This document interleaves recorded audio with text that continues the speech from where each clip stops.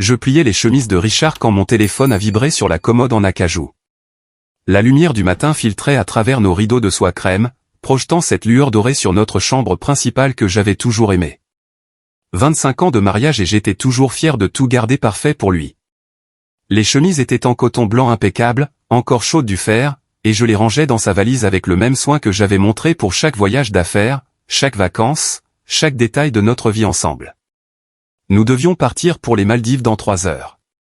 Notre deuxième lune de miel, comme l'avait appelé Richard. Après des mois où il travaillait tard, rentrait épuisé et distant, je pensais que ce voyage pourrait restaurer quelque chose entre nous.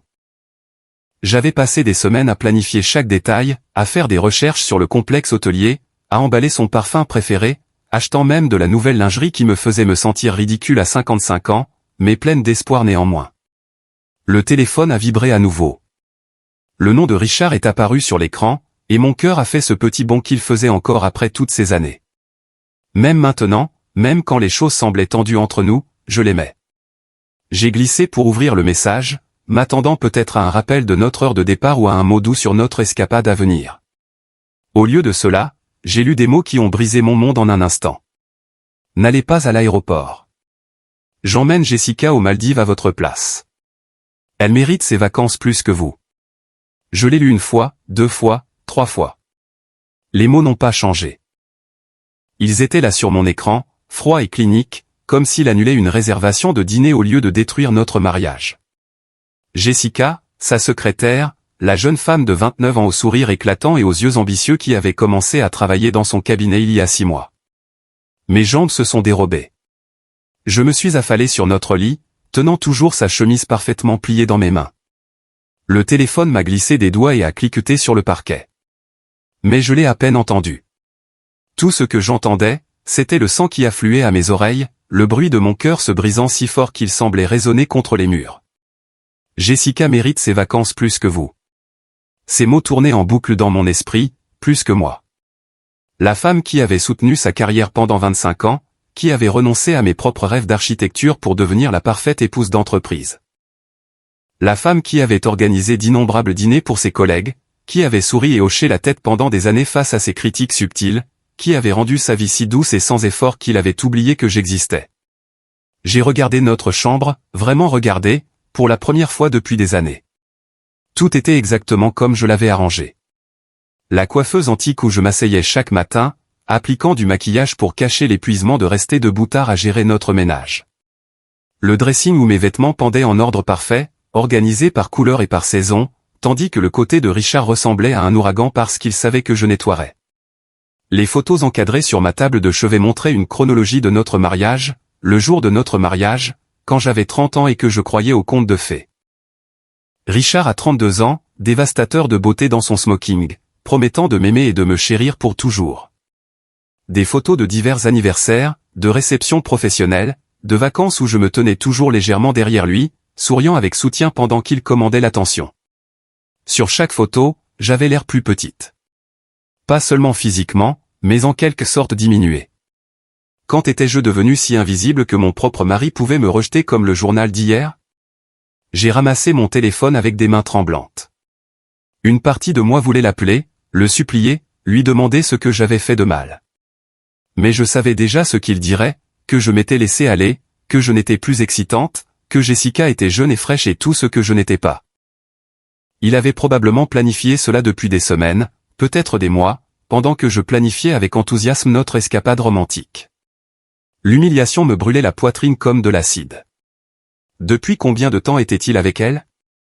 Combien de fois était-il rentré de réunions tardives avec son parfum sur ses vêtements pendant que je l'attendais pour dîner, inquiète qu'il travaille trop dur? Combien de fois avait-il ri de la femme ignorante à la maison, pliant ses chemises et planifiant des vacances qu'elle ne prendrait jamais? Je me suis levé lentement, mes jambes toujours instables. La valise était ouverte sur notre lit, à moitié remplie de vêtements pour un voyage qui n'aurait jamais lieu. Du moins, pas avec moi. J'imaginais Jessica dans le restaurant du complexe où j'avais fait des réservations pour le dîner, portant les robes fluides que je n'aurais plus jamais le courage d'acheter. J'imaginais les mains de Richard sur sa peau, les mêmes mains qui me touchaient autrefois comme si j'étais précieuse avant que je ne devienne juste un autre meuble dans sa vie parfaitement arrangée. Le pire n'était même pas l'affaire. C'était la cruauté désinvolte de ce message. Il aurait pu appeler. Il aurait pu avoir la décence de mentir, d'inventer une urgence. Au lieu de cela, il avait réduit 25 ans de mariage à un message qui ressemblait à une note de service. Froid, efficace, final. Je suis allé à ma coiffeuse et j'ai regardé mon reflet. 55 ans, bien entretenue, mais pas jeune. Élégante, mais pas excitante. J'avais passé tant d'années à essayer d'être la femme que Richard voulait que je sois que j'avais oublié qui j'étais réellement sous tout ce toilettage soigné et cette volonté de plaire. Mon téléphone a vibré à nouveau. Un autre message de Richard. Dites à la femme de ménage de ne pas venir cette semaine. Nous serons partis jusqu'à dimanche. Mais lui et Jessica étaient déjà un « nous » dans son esprit. Je ne valais même pas une explication ou des excuses appropriées, juste des instructions sur la femme de ménage, comme si j'étais son assistante personnelle au lieu de sa femme. Quelque chose de froid et de dur s'est installé dans ma poitrine, remplaçant le choc et la douleur. Pendant 25 ans, j'avais été l'épouse parfaite. J'avais sacrifié ma carrière, mon indépendance, mes rêves, tout pour soutenir ses ambitions. J'avais rendu sa vie si confortable qu'il m'avait complètement prise pour acquise. J'avais été si concentré à être digne de son amour que je n'avais jamais cessé de me demander s'il était digne du mien.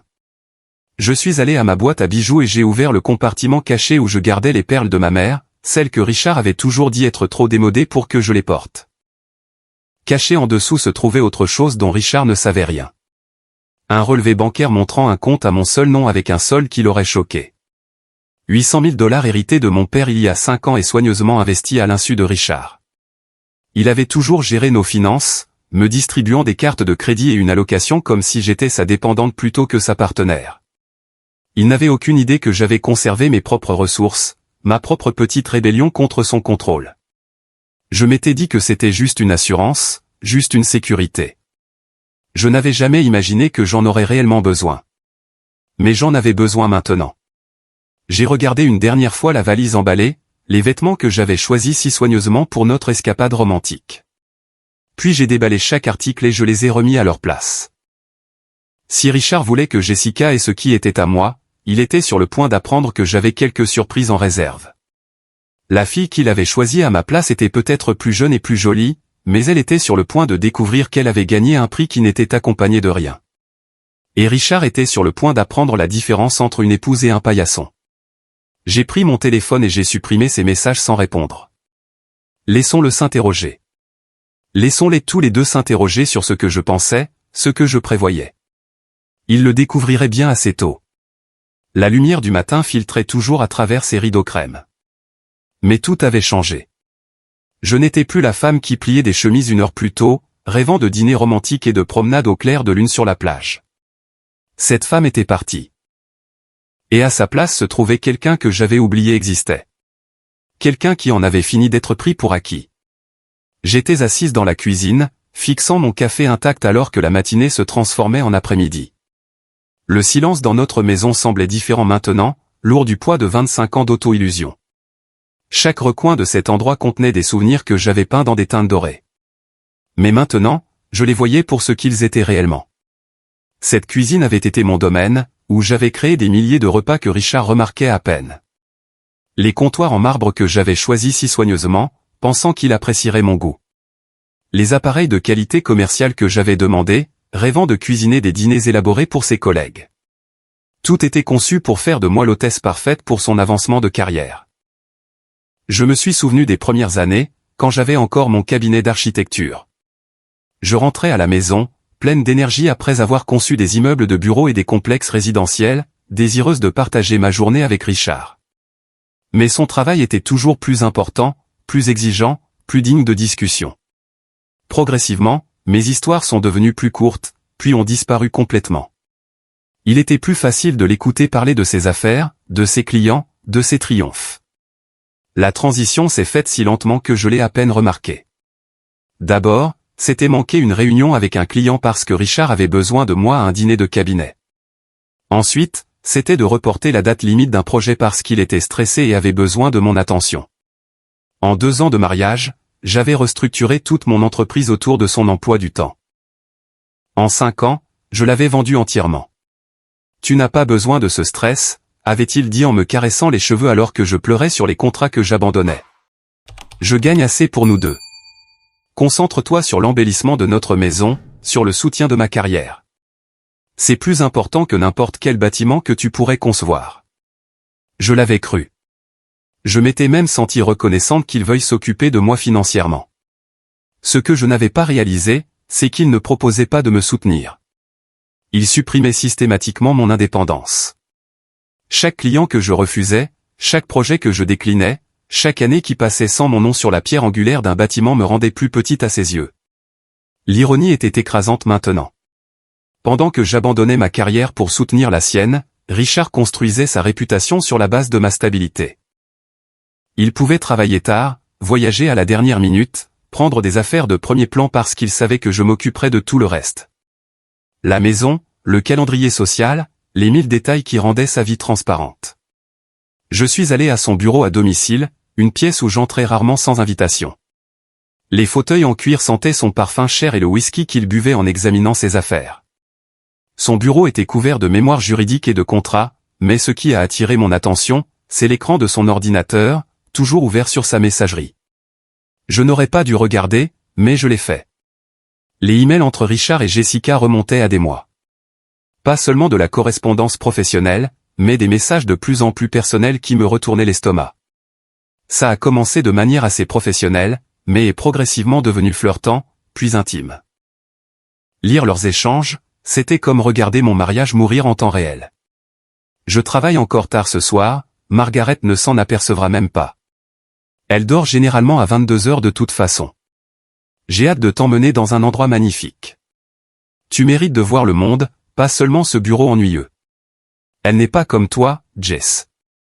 Elle est devenue si prévisible, si domestique. Tu me fais me sentir à nouveau vivant. Chaque message était un coup de poignard, mais le schéma qui en est ressorti était encore plus dévastateur que l'affaire elle-même. Richard m'avait systématiquement dévalorisé dans son propre esprit, créant un récit où j'étais le problème. Je n'étais pas assez excitante, pas assez passionnée, pas assez jeune. J'étais devenu un fardeau qu'il portait gracieusement au lieu de la partenaire qui avait rendu son succès possible. J'ai fait défiler plus loin, jusqu'à des emails d'il y a des années. D'autres noms de femmes sont apparus. Pas Jessica, mais Sarah, une assistante juridique. Avant elle, Amanda de la comptabilité. Les détails étaient différents, mais le schéma était identique. Richard rejetant chaque femme lorsque la nouveauté s'estompait, lorsqu'elle commençait à vouloir plus que des rencontres secrètes et une affection cachée. Mes mains tremblaient en fermant l'ordinateur portable. Il ne s'agissait pas seulement de Jessica. Il s'agissait de qui Richard était vraiment, de qui il avait toujours été. J'avais passé 25 ans à croire que je lui avais en quelque sorte manqué, que je devais être plus intéressante, plus attirante, plus digne de son amour. Mais la vérité était plus simple et plus dévastatrice. Richard était incapable d'aimer quelqu'un plus qu'il n'aimait l'excitation de la conquête. Je suis monté dans notre chambre et j'ai rouvert ma boîte à bijoux. Sous les perles de ma mère se trouvait le relevé bancaire, mais sous cela se trouvait autre chose que j'avais caché pendant des années. Une lettre de mon père, écrite juste avant sa mort. Je l'avais lue une fois et plus jamais, car ces mots avaient été trop douloureux à affronter. Ma chère Margaret, commençait-elle, de son écriture soignée. Je m'inquiète pour toi dans ce mariage. Richard est charmant, mais le charme n'est pas l'amour. L'amour n'exige pas que tu deviennes plus petite pour que quelqu'un d'autre se sente plus grand. Ta mère et moi t'avons élevé pour construire des choses, pour créer, pour prendre de la place dans le monde. Ne laisse personne te convaincre que tu es destiné à être invisible. Il avait vu ce que j'avais refusé de reconnaître. Mon père, qui avait bâti son entreprise de construction à partir de rien, qui avait reconnu l'ambition et la motivation, avait immédiatement repéré l'égoïsme fondamental de Richard. Mais j'avais été si éprise de la sophistication de Richard, de sa confiance, de ses promesses de la vie que nous construirions ensemble, que j'avais rejeté les inquiétudes de mon père comme une protection démodée. Mon père m'avait laissé cet argent non pas comme un héritage, mais comme une voie de secours. Sa note d'accompagnement était brève mais claire. Pour quand tu te souviendras de qui tu es vraiment. Maintenant, assise dans la chambre où Richard m'avait fait sentir comme une invitée dans ma propre vie, j'ai enfin compris ce que mon père avait vu. Richard ne m'avait pas épousé parce qu'il m'aimait. Il m'avait épousé parce que j'étais utile. Assez jeune pour être impressionnante. Assez ambitieuse pour soutenir sa carrière. Assez malléable pour être façonnée en ce qu'il avait besoin que je sois. Pendant 25 ans, j'avais essayé d'être digne de lui. J'avais fait de l'exercice religieusement pour maintenir ma silhouette, lu ses auteurs préférés pour être intéressante lors des dîners, appris à jouer au golf parce que les femmes de ses collègues jouaient au golf. Je m'étais retourné pour essayer d'être assez pour un homme qui était fondamentalement incapable de me voir comme assez. Le pire, c'est comment j'avais participé à ma propre effacement. Quand Richard critiquait ma cuisine, je prenais des cours. Quand il suggérait que je devenais trop à l'aise dans mon apparence, j'engageais un entraîneur personnel. Quand il laissait entendre que mes opinions n'étaient pas assez sophistiquées pour ses collègues, j'arrêtais de les partager. Chaque critique avait été un ciseau, et je l'avais aidé à sculpter des morceaux de moi-même jusqu'à ce qu'il ne reste presque plus rien. Mais pas tout à fait rien. Cachée sous des années de volonté de plaire et de doute de soi se trouvait la femme que mon père avait élevée. La femme qui avait bâti un cabinet d'architecture prospère avant mes 30 ans. La femme qui avait conçu des bâtiments qui se dressaient encore à travers l'État. Même si Richard m'avait convaincu qu'il n'avait pas d'importance. Je suis allé à la fenêtre et j'ai regardé notre quartier. Les autres maisons avec leurs pelouses parfaites et leurs voitures chères ressemblaient soudain à un décor de théâtre élaboré. Combien de femmes dans ces maisons vivaient ma vie ? Combien avaient abandonné leurs rêves pour soutenir des hommes qui les voyaient comme des accessoires plutôt que des partenaires ? Le message de Richard a de nouveau résonné dans mon esprit. Elle mérite ses vacances plus que vous. La supposition que les désirs de Jessica comptaient plus que mes sentiments. La cruauté désinvolte de me remplacer comme un appareil cassé. Les années de conditionnement qui m'avaient convaincu que ce traitement était normal, voire mérité. Mais quelque chose avait changé en moi. C'était peut-être la lecture de ses emails et le fait de me voir à travers les yeux dédaigneux de Richard. C'était peut-être de retrouver la lettre de mon père et de me souvenir de qui j'étais avant d'essayer de devenir ce que Richard voulait. C'était peut-être simplement d'atteindre la fin de ma capacité à accepter un traitement inacceptable. Je n'allais pas le supplier de me choisir plutôt que Jessica. Je n'allais pas me battre pour un homme qui avait déjà décidé que j'étais jetable. Je n'allais pas perdre une minute de plus à essayer de prouver ma valeur à quelqu'un qui était fondamentalement incapable de l'avoir. Pour la première fois depuis des décennies, j'allais me choisir. J'ai ouvert mon ordinateur portable et j'ai commencé à faire des recherches sur quelque chose que je n'aurais jamais imaginé avoir besoin de savoir. Comment liquider rapidement des actifs et disparaître. La maison, les comptes joints, la vie que nous avions construite ensemble. Tout allait changer. Richard pensait qu'il avait toutes les cartes en main, mais il avait oublié quelque chose de crucial. Mon nom était sur tout ce qui comptait, et j'en avais fini d'être invisible. Les documents étaient étalés sur ma table de cuisine comme les pièces d'un puzzle que je n'avais jamais pris la peine de résoudre. Acte de propriété, papier d'assurance, relevé bancaire, 25 ans de paperasse que Richard avait toujours géré pendant que je me concentrais sur le fait d'être l'épouse parfaite. Maintenant, pour la première fois, je lisais chaque page avec l'attention que j'aurais dû leur accorder il y a des années. Ce que j'ai découvert m'a fait trembler les mains. La maison, notre belle maison coloniale avec ses jardins bien entretenus et sa façade impressionnante, était uniquement à mon nom. J'ai fixé l'acte de propriété, le lisant 3 fois avant que la réalité ne s'impose. Pendant le processus de demande d'hypothèque en 2003, le crédit de Richard avait été temporairement endommagé par le défaut de paiement d'un client. Son avocat avait suggéré de mettre la propriété à mon nom pour obtenir de meilleures conditions, avec l'entente que nous la transférerions en copropriété plus tard. Nous ne l'avons jamais fait. Pendant 20 ans, j'avais vécu dans cette maison en croyant qu'elle était à nous, prenant des décisions avec Richard sur les rénovations et les améliorations, alors que légalement, elle m'appartenait entièrement. Richard avait été si concentré sur sa carrière, si confiant dans son contrôle sur tous les aspects de nos vies, qu'il avait oublié ce détail crucial. Ou peut-être avait-il supposé que cela n'avait pas d'importance parce qu'il n'aurait jamais imaginé que j'aurais le courage d'utiliser ce pouvoir. J'ai sorti mon téléphone et j'ai appelé Patricia Wells, l'agent immobilier qui nous avait aidé à trouver cette maison il y a 2 décennies. Elle était toujours en activité, dirigeant maintenant l'une des agences les plus prospères de notre région. Sa voix était chaleureuse lorsqu'elle a répondu, se souvenant de moi immédiatement. « Margaret, quel plaisir d'avoir de vos nouvelles. Comment allez-vous, vous et Richard ? En fait, Patricia, j'ai besoin de vous demander quelque chose de confidentiel. Hypothétiquement, si quelqu'un avait besoin de vendre une maison très rapidement, disons en 48 heures, à quoi cela ressemblerait-il ? » Il y a eu une pause. Patricia était dans l'immobilier depuis assez longtemps pour reconnaître le ton d'une femme dont la vie s'effondrait. Hypothétiquement, a-t-elle dit prudemment, cela signifierait accepter un prix bien inférieur à la valeur du marché. Avez-vous des problèmes, ma chère? Pas de problème, ai-je dit, me surprenant moi-même par mon calme. La liberté. J'ai expliqué la situation dans les grandes lignes. Pas l'affaire, mais le besoin de liquidités immédiates et de discrétion totale.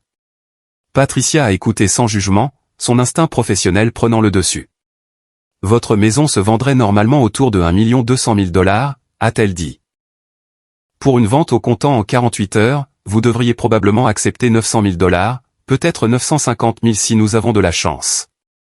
C'est une perte importante, mais si vous avez besoin de partir rapidement. 900 000 $. Cela semblait une somme énorme et une perte dévastatrice en même temps. Mais quelle était l'alternative? Rester marié à un homme qui m'avait rejeté par SMS? Se battre pour la moitié des actifs que j'avais aidé à construire pendant qu'il réécrivait l'histoire pour me faire passer pour la méchante? Patricia, ai-je dit, je veux la mettre en vente aujourd'hui. Offre au comptant uniquement. Une autre pause. Margaret, êtes-vous absolument certaine? Une fois ce processus commencé, il n'y a pas de retour en arrière. Et Richard, le sait-il? La maison est à mon seul nom, ai-je dit. J'ai vérifié l'acte 2 fois. La signature de Richard n'est pas requise. Je pouvais presque entendre la vive inspiration de Patricia. Elle était dans l'immobilier depuis assez longtemps pour voir des divorces compliqués, mais c'était différent. C'était une femme qui prenait des mesures nucléaires avant même que la guerre ne soit déclarée. Je serai là dans 1 heure, a-t-elle dit. Et Margaret, quoi que Richard ait fait, c'est un idiot. En attendant Patricia, j'ai ouvert mon ordinateur portable et je me suis connecté à notre compte courant joint. Richard avait toujours géré les finances, me donnant une carte de crédit et une allocation comme si j'étais sa fille adolescente plutôt que sa femme, mais j'avais prêté attention au fil des ans, et je savais exactement combien nous avions et où c'était. Le compte courant contenait 35 000 $. Notre compte d'épargne en avait 60 000 de plus. Il y avait aussi un compte du marché monétaire avec 40 000 $ que Richard pensait que je ne connaissais pas. Tout était à nos 2 noms, ce qui signifiait que j'avais tout à fait le droit légal d'y accéder. J'ai transféré chaque centime sur mon compte privé. C'était comme la première chose vraiment rebelle que j'avais faite de tout mon mariage. Pendant 25 ans, j'avais demandé la permission pour chaque achat, justifié chaque dépense, vécu dans les limites que Richard m'avait fixées. Maintenant, je reprenais les ressources que j'avais aidé à gagner grâce à mon travail non rémunéré en tant qu'assistante personnelle, femme de ménage, coordinatrice sociale et système de soutien émotionnel. Mon téléphone a vibré. Un autre message de Richard. J'espère que tu ne boudes pas. C'est bon pour nous deux. Tu peux enfin arrêter de faire semblant d'aimer voyager. La cruauté désinvolte de ce message m'a coupé le souffle. Non seulement il m'avait remplacé, mais il réécrivait notre histoire pour le justifier. Tous ces voyages où j'avais planifié chaque détail, recherché des restaurants et des attractions, fait et défait les valises pour nous deux. Maintenant, c'est moi qui n'avais jamais aimé voyager. Toutes ces fois où j'avais pris sur moi lorsqu'il avait critiqué mes choix ou rejeté mes préférences. Maintenant, c'est moi qui avais fait semblant. J'ai supprimé le message sans répondre. Laissons-le profiter de son escapade romantique avec Jessica. Laissons-les porter un toast à leur brillant avenir avec le champagne que j'avais aidé à payer. Ils auraient tout le temps de célébrer avant de réaliser ce qui les attendait à la maison. Patricia est arrivée exactement 1 heure plus tard, un tourbillon d'efficacité et d'empathie. Elle avait maintenant la soixantaine, ses cheveux argentés au lieu du blond que je me souvenais, mais ses yeux étaient aussi vifs que jamais. Elle m'a jeté un regard et m'a serré dans ses bras. Quoi qu'il se passe, vous faites ce qu'il faut, a-t-elle dit fermement. Je le vois sur votre visage. Vous avez l'air terrifié et déterminé, ce qui est exactement l'air qu'une femme devrait avoir quand elle se sauve elle-même. Nous avons parcouru la maison ensemble, Patricia prenant des photos et des notes pendant que je montrais les améliorations que Richard et moi avions faites au fil des ans. La rénovation de la cuisine qui avait coûté 40 000 $. La salle de bain principale avec sa douche en marbre et sa baignoire. Le sous-sol aménagé que Richard utilisait comme ça, caverne d'homme, avec un bar et un système de cinéma maison. C'est une belle maison, a dit Patricia en terminant la visite. N'importe quel couple aurait de la chance de vivre ici. Ça va me briser le cœur de la voir se vendre pour moins que ce qu'elle vaut. Ce n'est qu'une maison, ai-je dit, et je le pensais. Je préfère être libre que riche. Elle a serré ma main. Je connais plusieurs investisseurs qui achètent des propriétés comme celle-ci pour les rénover et les revendre. Ils paient comptant et agissent rapidement. Laissez-moi passer quelques appels. En 3 heures, Patricia avait 2 offres sérieuses. La première était de 875 000 $, disponible pour une clôture en 5 jours.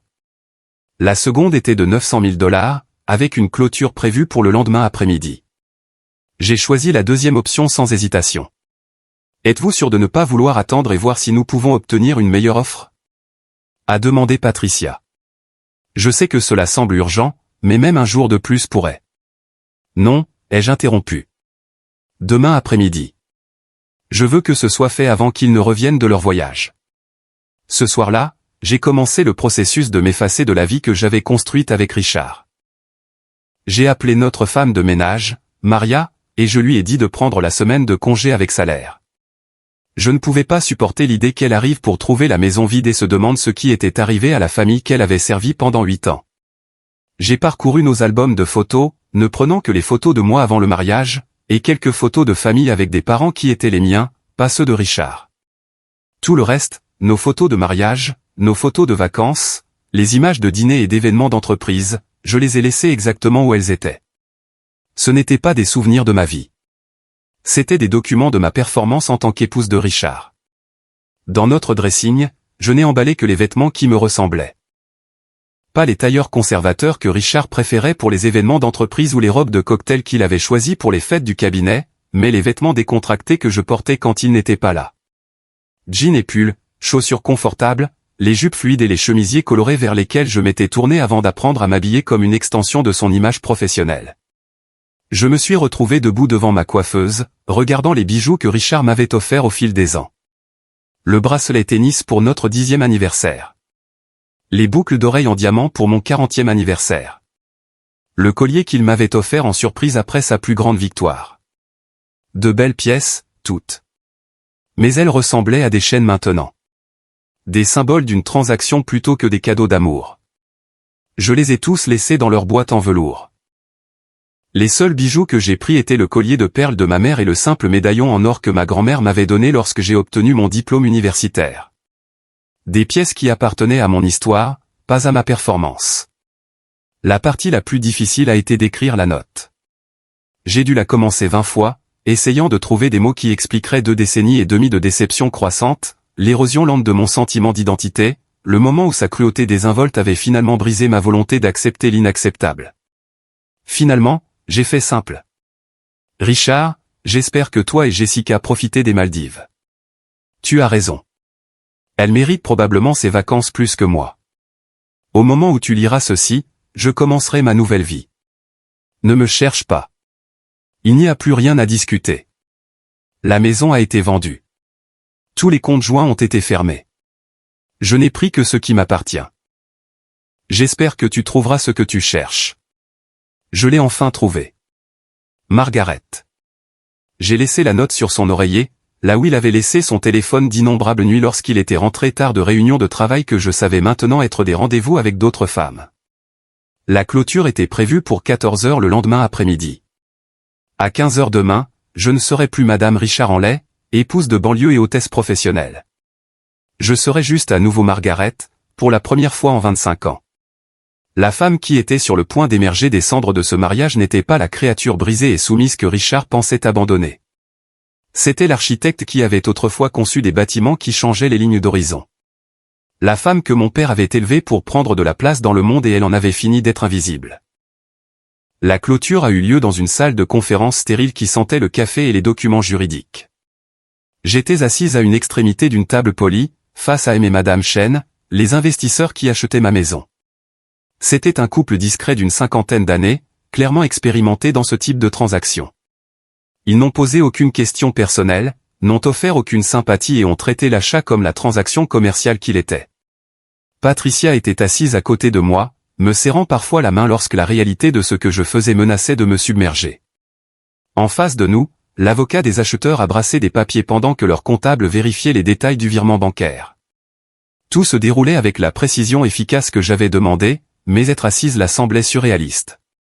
20 ans de souvenirs réduits à des signatures sur des documents juridiques. 20 ans de paiement d'hypothèque, d'impôts fonciers et d'entretien minutieux se terminant par le crissement d'un stylo sur des lignes pointillées. Mais à chaque signature, je me sentais plus légère. Chaque page qui transférait la propriété loin de moi était une chaîne de plus brisée, un morceau de plus du contrôle de Richard sur ma vie dissous. Le virement bancaire a été confirmé, a annoncé l'avocat des acheteurs à 14h45. 900 000 $ ont été déposés sur le compte se terminant par 7 439. 900 000 $. Combiné à mon compte d'héritage et au fonds commun que j'avais transféré, j'avais maintenant accès à plus de 1 700 000 $, plus d'argent que je n'aurais jamais imaginé avoir le contrôle, et certainement plus que ce que Richard savait que je possédais. Félicitations, a dit Madame Chen alors que nous nous levions pour partir. J'espère que votre nouveau départ vous apportera tout ce que vous cherchez. Nouveau départ. Les mots ressemblaient à une bénédiction. Patricia m'a ramené à ce qui avait été ma maison une dernière fois. Les nouveaux propriétaires ne prendraient possession que lundi, me laissant le week-end pour terminer mes préparatifs. Mais debout sur le porche, regardant la maison où j'avais passé toute ma vie d'adulte, je ne ressentais aucune nostalgie, seulement du soulagement. « Où irez-vous » a demandé Patricia alors que nous étions dans le hall. La maison semblait déjà différente, vidée de son pouvoir sur moi. « En Toscane » ai-je dit, me surprenant moi-même en prononçant le rêve à voix haute. J'ai toujours voulu voir les villes perchées, peut-être louer une villa pendant quelques mois pendant que je décide de la suite. Patricia a souri. Ça a l'air parfait. Et Margaret, quand Richard rentrera à la maison et réalisera ce que vous avez fait, il essaiera tout pour vous retrouver. Êtes-vous préparé à ça? Je l'étais. Ce matin-là, j'avais rencontré Thomas Chen, mon banquier privé, pour créer des comptes offshore et des capacités de virement international. J'avais demandé un renouvellement de passeport accéléré. J'avais fait des recherches sur les visas de long séjour pour l'Italie. Chaque détail avait été planifié avec le même soin méticuleux que j'avais autrefois consacré au dîner de Richard. Il peut essayer, ai-je dit. Mais je ne suis pas la même femme qui pliait ses chemises il y a 3 jours. Ce soir-là, j'ai fait un dernier tour de la maison, disant au revoir à la vie que je laissais derrière moi.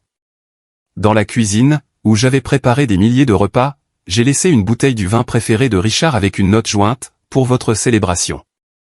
Dans son bureau, j'ai placé les documents financiers montrant les comptes fermés où il ne manquerait pas de les trouver. Je voulais qu'il comprenne exactement ce qui s'était passé et exactement qui l'avait fait. Mais le vrai message était dans mon absence même.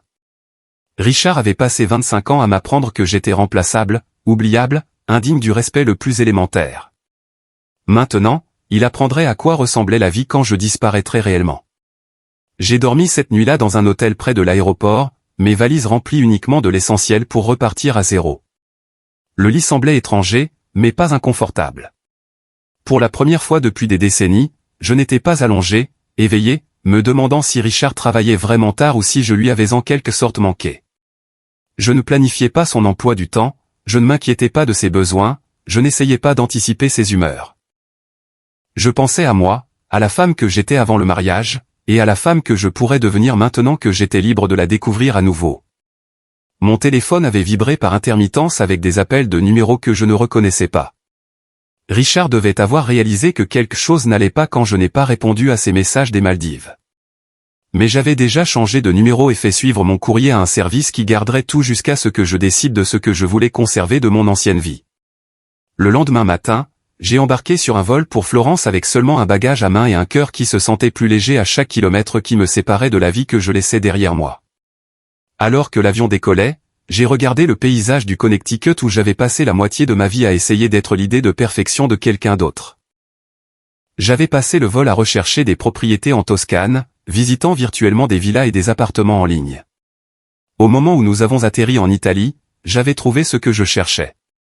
Une ferme restaurée près de Montalcino disponible pour une location de 6 mois. Elle avait des murs en pierre, une terrasse donnant sur des vignobles vallonnés, surtout, aucune histoire de déception ou de compromis. La gérante de la propriété, une femme chaleureuse nommée Francesca, m'a accueilli à la villa avec les clés et une bouteille de vin local. La maison était encore plus belle que sur les photos. La lumière de l'après-midi filtrait à travers de hautes fenêtres sur des sols en terre cuite. La cuisine était rustique mais bien équipée, conçue pour quelqu'un qui cuisine par plaisir plutôt que par obligation. La chambre principale avait des portes-fenêtres qui s'ouvraient sur une terrasse privée d'où je ne pouvais voir que des oliveraies et le ciel. « C'est beau, non ?» a demandé Francesca en terminant la visite. « Vous serez heureuse ici. Je pense que la maison. Elle accueille les femmes qui se retrouvent. » Se retrouver, comme si ce processus était assez courant pour que la maison ait développé une spécialité. Je me suis demandé combien d'autres femmes s'étaient tenues sur cette terrasse, regardant la campagne toscane tout en reconstruisant leur vie à partir de rien. Ce premier soir dans ma nouvelle maison temporaire, j'ai ouvert le vin que Francesca avait laissé et je suis sorti sur la terrasse alors que le soleil se couchait derrière les collines. Le silence était profond. Pas le silence tendu d'une maison où la conversation était morte, mais la quiétude paisible d'un endroit où je pouvais enfin entendre mes propres pensées.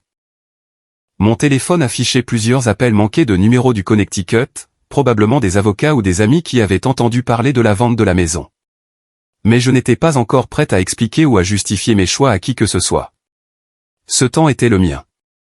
Cet espace était le mien. Ce silence était le mien.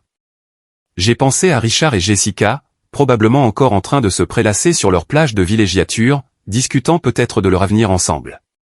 Richard m'avait probablement dépeinte comme une épouse amère et abandonnée qui avait enfin montré son vrai visage. Jessica se sentait probablement victorieuse, ayant remporté le prix qu'elle avait tant travaillé à voler. Qu'ils sait l'un l'autre. Richard découvrirait bien assez tôt qu'une femme qui poursuivrait un homme marié était exactement le type de femme qui partirait lorsque l'argent disparaîtrait. Et Jessica apprendrait qu'un homme qui mettrait fin à un mariage de 25 ans par SMS n'était pas le héros romantique de ses rêves.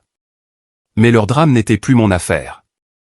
J'avais 55 ans, j'étais financièrement indépendante et, pour la première fois de ma vie d'adulte, je ne rendais de compte à personne d'autre qu'à moi-même.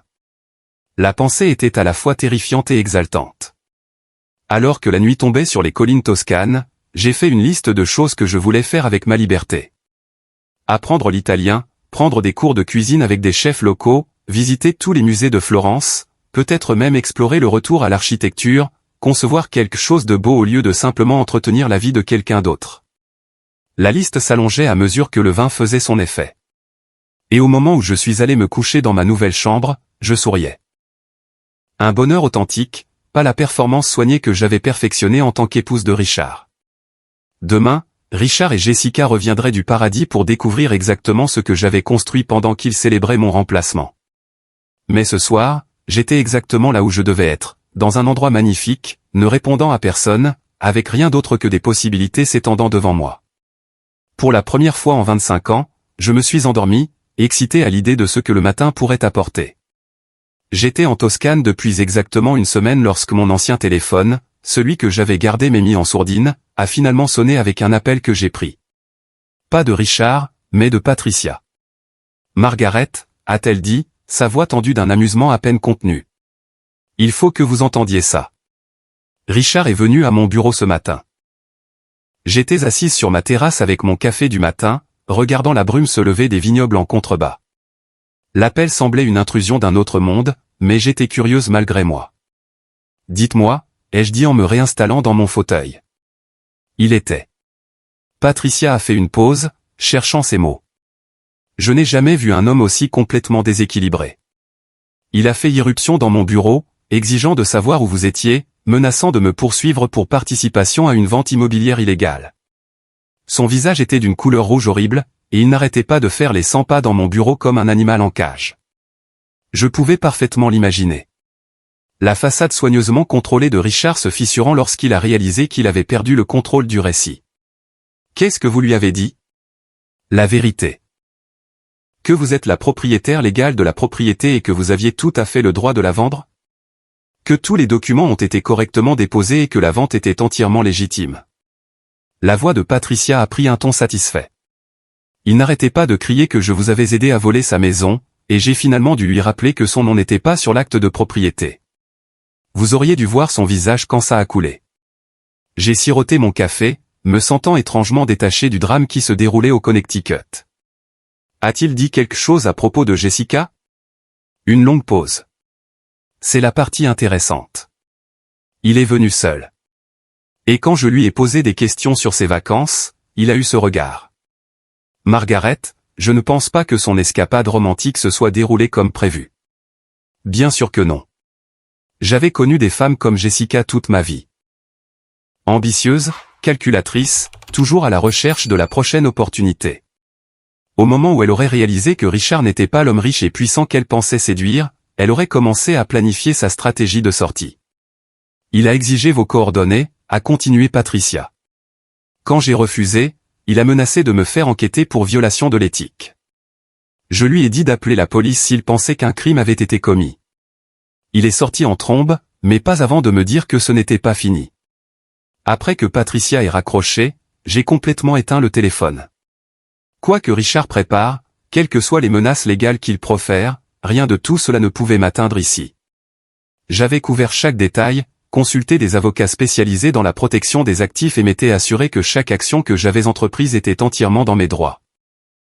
Mais la colère de Richard n'était pas vraiment à propos de la légalité de ce que j'avais fait. Il s'agissait de la destruction complète de son monde soigneusement construit. Pendant 25 ans, il avait contrôlé chaque aspect de notre mariage, des finances à la planification sociale en passant par la façon dont je me présentais en public. Il m'avait si bien entraîné à chercher son approbation qu'il avait oublié que j'avais jamais été capable de penser indépendante. 3 jours plus tard, mon téléphone italien, un nouveau numéro que seul Francesca et mon banquier connaissaient, a sonné à 8 heures du matin. L'identifiant de l'appelant affichait un numéro international que je ne reconnaissais pas, Margaret. La voix de Richard était dépouillée de son ton autoritaire habituel. On doit parler. J'aurais dû raccrocher immédiatement. Mais il y avait quelque chose dans sa voix que je n'avais jamais entendu auparavant. Un véritable désespoir. Et je me suis retrouvée curieuse de savoir quelle version de Richard émergerait lorsque son charme et son contrôle seraient dépouillés. « Comment as-tu eu ce numéro ?» ai-je demandé calmement. « J'ai engagé un détective privé. »« Margaret, ce que tu as fait ? C'est de la folie. Tu as détruit toute notre vie pour un simple malentendu. Un simple malentendu. » Même maintenant, même face à l'effondrement complet de son monde, Richard réécrivait l'histoire pour se présenter comme la victime. « C'est comme ça que tu appelles ça ? Écoute, peut-être que j'ai mal géré l'affaire des vacances. Peut-être que j'aurais dû en discuter avec toi d'abord, mais vendre notre maison, vider nos comptes, c'est vindicatif et cruel, et ça ne te ressemble pas, pas comme moi. » Il avait raison sur ce point. La femme qui l'avait entraîné à absorber ses critiques et à s'adapter à son égoïsme n'aurait jamais riposté de cette façon. Mais cette femme était partie, et à sa place se trouvait quelqu'un qu'il ne s'était jamais donné la peine de connaître. « Où est Jessica ?» ai-je demandé. Le silence s'était tiré si longtemps que j'ai cru qu'il avait raccroché. Enfin, il a parlé, et sa voix était plate. Elle est partie. Le jour où on est rentré et qu'on a tout trouvé. Elle a dit qu'elle ne pouvait pas être avec quelqu'un qui se laissait détruire par sa femme comme ça. J'ai presque ri. Jessica avait révélé sa vraie nature exactement comme je l'avais prédit. Au moment où Richard a cessé d'être un homme puissant et riche avec quelque chose à offrir, elle avait disparu. Toute sa romance avec elle était basée sur une version de lui-même qui n'existait plus. Richard, ai-je dit doucement, tu dois comprendre quelque chose. Il ne s'agit pas de Jessica. Il ne s'agit pas des vacances ou d'une seule chose que tu as faite. Il s'agit de 25 ans à être traité comme une employée dans mon propre mariage. Ce n'est pas, a-t-il commencé, mais je l'ai interrompu. Tu m'as remplacé par un texto comme si j'étais une réservation de restaurant que tu devais annuler. As-tu la moindre idée de ce que j'ai ressenti ? Un autre long silence. Quand il a repris la parole, sa voix était plus petite, presque enfantine. Je sais que je t'ai blessé, mais Margaret, tu dois revenir. Je ne peux pas. Je ne sais pas comment réparer ça sans toi. Et voilà. Pas des excuses pour la façon dont il m'avait traité. Pas la reconnaissance de ma valeur en tant que personne, mais un plaidoyer pratique pour que je revienne résoudre ces problèmes. Même dans son désespoir, Richard ne pouvait pas me voir comme autre chose qu'une ressource à gérer. Je ne reviens pas, ai-je dit fermement. Et je ne vais pas t'aider à nettoyer le désordre que tu as fait. Mais qu'est-ce que je suis censé faire ? La question est sortie presque comme une plainte. La maison est partie. Les comptes sont vides. Mes collègues posent des questions. Tout le monde sait que quelque chose s'est passé. Et j'ai l'air. J'ai l'air d'un idiot qui n'a pas pu contrôler sa propre femme. Contrôler sa propre femme. Même maintenant, c'est comme ça qu'il voyait notre mariage. Pas comme un partenariat qui avait échoué, mais comme un système de contrôle qui avait mal fonctionné. Tu trouveras, ai-je dit. Tu es un homme intelligent, Richard. Tu as réussi à me convaincre pendant 25 ans que j'avais de la chance de t'avoir. Je suis sûr que tu peux convaincre quelqu'un d'autre. Margaret, s'il te plaît. Je sais que j'ai fait des erreurs, mais... Au revoir, Richard. J'ai raccroché et j'ai immédiatement bloqué le numéro. Puis j'ai éteint le téléphone et je suis sorti sur ma terrasse où le soleil du matin brûlait les dernières brumes. Je n'ai ressenti aucune satisfaction dans la misère évidente de Richard, aucun triomphe dans ses supplications désespérées. Ce que j'ai ressenti, c'était quelque chose de plus profond, une indifférence complète à ses problèmes. Pour la première fois de ma vie d'adulte, l'état émotionnel de Richard n'était pas ma responsabilité à gérer. Cet après-midi-là, je suis allé au village de Montalcino et je me suis inscrite à un cours d'italien. L'instructrice, une femme patiente nommée Elena, a souri lorsque je lui ai expliqué que je prévoyais un séjour prolongé. Alors, c'est bon pour la guérison, a-t-elle dit dans un anglais soigné. Beaucoup de gens viennent ici pour se retrouver. Au cours des jours suivants, j'ai établi une routine qui m'appartenait entièrement. Café du matin sur la terrasse en lisant des journaux italiens avec un dictionnaire à côté de moi. Cours de langue 3 après-midi par semaine. Longue promenade à travers les vignobles où je photographiais la lumière changeante sur le paysage. Cours de cuisine avec un chef local qui m'a appris à faire des pâtes à la main et à choisir le vin parfait pour chaque plat. Pour la première fois depuis des décennies, mes journées étaient les miennes. Pas d'horaire à coordonner autour des besoins de Richard. Pas d'obligation sociale à remplir pour sa carrière, pas de surveillance attentive de ses humeurs pour déterminer si je pouvais partager mes propres pensées et sentiments. 2 semaines après l'appel de Richard, j'ai reçu un colis transféré de mon ancienne adresse. À l'intérieur se trouvait un document juridique, des papiers de divorce, ainsi qu'une lettre de l'avocat de Richard exigeant la restitution des biens matrimoniaux et menaçant d'une action en justice si je ne répondais pas dans les 30 jours. J'ai emmené les papiers dans un café sur la place du village et je les ai lus avec un verre de Brunello di Montalcino. Richard prétendait que j'avais volé des biens communs et exigeait la moitié de tout ce que j'avais pris, y compris mon héritage de mon père. Son avocat avait élaboré un récit où j'étais une épouse vindicative qui avait détruit les finances de la famille dans un accès de dépit. L'ironie était parfaite. Richard, qui avait passé tout notre mariage à contrôler nos finances et à me traiter comme une dépendante, prétendait maintenant que l'argent que j'avais hérité de mon propre père lui appartenait en quelque sorte. De l'argent qu'il ne savait même pas que je possédais jusqu'à ce que je l'utilise pour lui échapper. J'ai plié les papiers et je les ai mis dans mon sac à main. Demain, j'appellerai l'avocate que j'avais engagée avant de quitter le Connecticut et je la laisserai s'occuper des menaces de Richard. Ce soir, j'avais des projets de dîner avec Elena et son mari Marco, qui m'avaient invité à leur repas dominical en famille.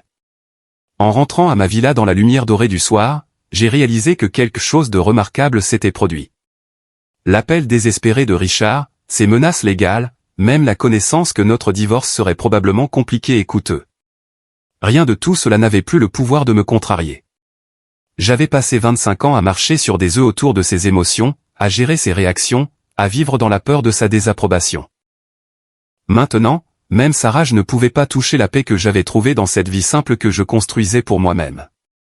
Richard pouvait garder sa colère, ses poursuites judiciaires et son besoin de me blâmer pour les conséquences de ses propres choix.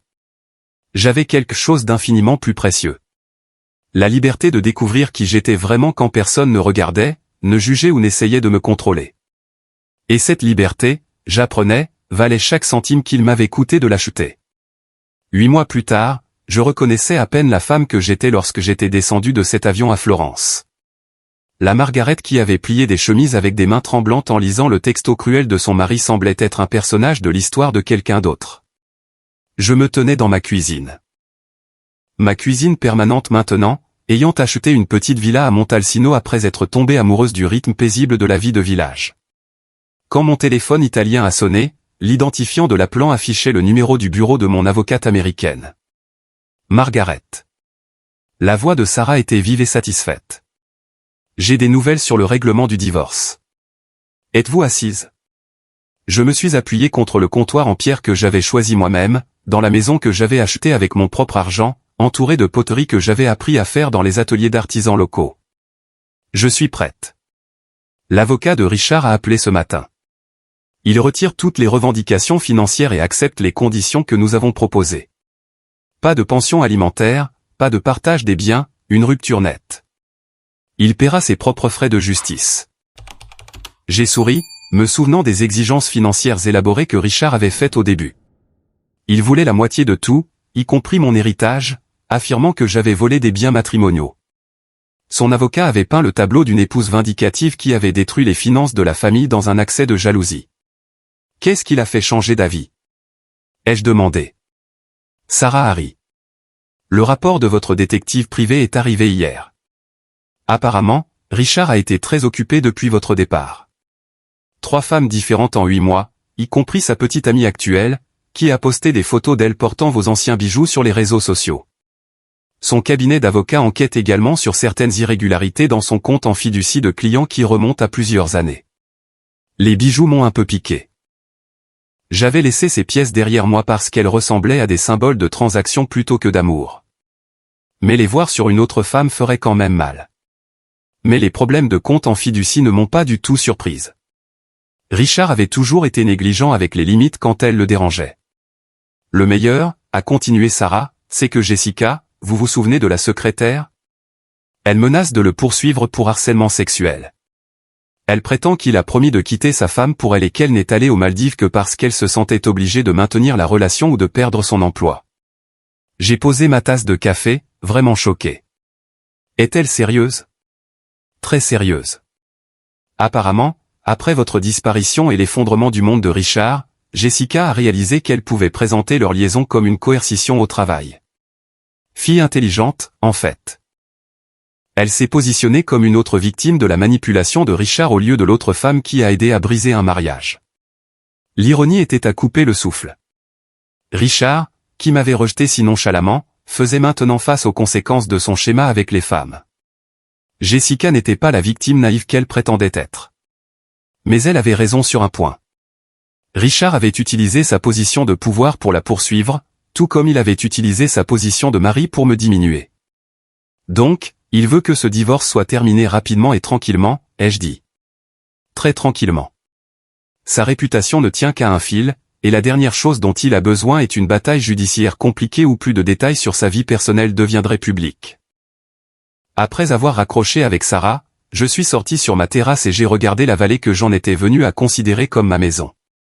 Au loin, je pouvais voir le vignoble où j'avais commencé à travailler à temps partiel, aidant à la récolte et apprenant la production de vin. La semaine prochaine, je commençais mon nouveau travail de consultante pour un cabinet spécialisé dans l'architecture durable pour les rénovations historiques. Mon italien était passé de phrases de touriste hésitante à une véritable conversation. J'avais des amis ici, de vrais amis qui ne savaient rien de mon ancienne vie, sauf que j'étais venu en Toscane pour repartir à zéro. Elena et Marco me traitaient comme une famille, m'incluant dans leurs dîners dominicaux et leurs fêtes locales. Francesca, mon ancien agent de location, était devenue une amie proche qui m'avait aidé à naviguer dans l'achat d'une propriété et l'établissement de ma résidence. Plus important encore, j'avais redécouvert la femme que j'étais avant le mariage. L'architecte qui pouvait regarder une ferme en ruine et voir son potentiel. La femme qui pouvait passer des heures à esquisser des idées de design ou se perdre dans le travail physique de la rénovation de sa propre maison. La personne qui pouvait s'asseoir dans un silence confortable sans avoir l'impression de devoir divertir ou accommoder qui que ce soit. Mon téléphone a sonné à nouveau. Cette fois, c'était un numéro international que je ne reconnaissais pas, mais quelque chose m'a poussé à répondre. Margaret. La voix était hésitante, incertaine. La voix de Richard, mais dépouillée de toute son ancienne autorité. Richard. J'ai gardé ma voix neutre. Félicitations pour la nouvelle petite amie. J'ai entendu dire qu'elle poste des photos avec mes anciens bijoux. Une longue pause. Margaret, j'ai appelé pour m'excuser. Vraiment m'excuser. Pas parce que mon avocat me l'a dit ou parce que je veux quelque chose. Parce que je comprends enfin ce que je t'ai fait. Je me suis assise dans le fauteuil où je passais mes matinées à lire, regardant les oliveraies qui étaient devenues aussi familières que les battements de mon propre cœur. Qu'est-ce qui a provoqué ça? La thérapie, a-t-il dit. Et sa voix était différente en quelque sorte. Plus petite, mais aussi plus réelle que je ne l'avais entendue depuis des années. Ordonnée par le tribunal, en fait, dans le cadre du règlement avec Jessica, mais la thérapeute. Elle m'a fait regarder des schémas de mon comportement que je n'avais jamais voulu voir. J'ai attendu, curieuse malgré moi. Je t'ai traité comme une employée, a-t-il dit lentement, comme si les mots étaient difficiles. Pendant 25 ans, j'ai traité la femme que j'ai épousée comme si elle faisait partie du personnel. Je t'ai critiqué, contrôlé, rejeté tes pensées et tes sentiments. Je t'ai rabaissé pour me sentir plus grand. L'aveu était si inattendu, si différent du Richard que j'avais connu que j'ai senti des larmes me piquer les yeux. Pas des larmes de tristesse ou de pardon, mais des larmes pour la femme que j'avais été et qui avait eu besoin d'entendre ces mots depuis si longtemps. Et puis il a continué, quand tu as finalement arrêté d'accepter ce traitement, je me suis dit que tu étais le problème, que tu étais vindicative et cruelle au lieu d'en avoir juste assez. Oui, ai-je dit simplement. J'en avais assez. Je sais que je n'ai aucun droit de demander ça, mais es-tu heureuse? Vraiment heureuse? J'ai regardé ma terrasse, les herbes que je cultivais dans des pots en terre cuite, le chevalet où j'avais recommencé à peindre pour la première fois depuis l'université. La table où j'avais pris mon petit déjeuner seul pendant 8 mois sans me sentir seul une seule fois. Je suis plus qu'heureuse, lui ai-je dit. Je suis libre. Je suis content, a-t-il dit, et il semblait le penser. J'ai détruit la meilleure chose de ma vie parce que j'étais trop stupide et égoïste pour reconnaître ce que j'avais. Tu n'étais pas stupide, Richard. Tu étais exactement qui tu as choisi d'être. Un autre long silence. Finalement, il a dit, me pardonneras-tu un jour? J'ai sérieusement réfléchi à la question. Le pardon ne dépendait pas du fait que Richard le mérite ou le gagne. Il s'agissait de moi choisissant de libérer les derniers liens qui me liaient à notre passé commun. Je te pardonne, ai-je dit, mais je ne veux pas reconstruire de relation avec toi. Cette conversation est une conclusion, pas un début. Je comprends. Sa voix était épaisse d'émotion.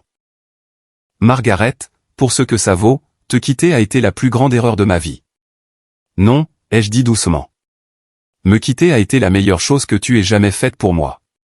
Après avoir raccroché, je suis resté sur ma terrasse alors que le soleil se couchait derrière les collines, peignant le ciel de nuances d'or et de rose que j'avais appris à capturer à l'aquarelle. Les excuses de Richard avaient été sincères, je le croyais, mais elles ne changeaient rien de fondamental à ma nouvelle vie. J'avais eu besoin de lui échapper pour découvrir que je n'avais besoin de l'approbation de personne pour être digne d'amour et de respect. J'avais eu besoin de perdre la vie que nous avions construite ensemble pour réaliser qu'elle n'avait jamais vraiment été ma vie du tout. C'était une performance que j'avais donnée pour un public d'un seul homme qui ne l'avait de toute façon jamais appréciée. Le lendemain matin, je me suis rendu à Florence pour rencontrer mon nouveau partenaire commercial, un architecte italien spécialisé dans la restauration durable. Nous proposions de transformer un monastère du XVe siècle en un centre de retraite pour artistes, en préservant l'intégrité historique tout en le rendant entièrement accessible et écologiquement durable.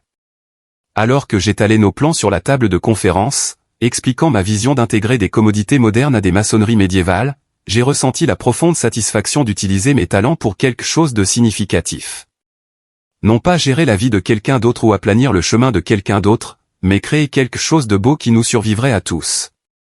Ce soir-là, j'ai appelé mon avocate une dernière fois. Sarah, quand les papiers du divorce seront finalisés, je veux que vous m'en envoyiez une copie.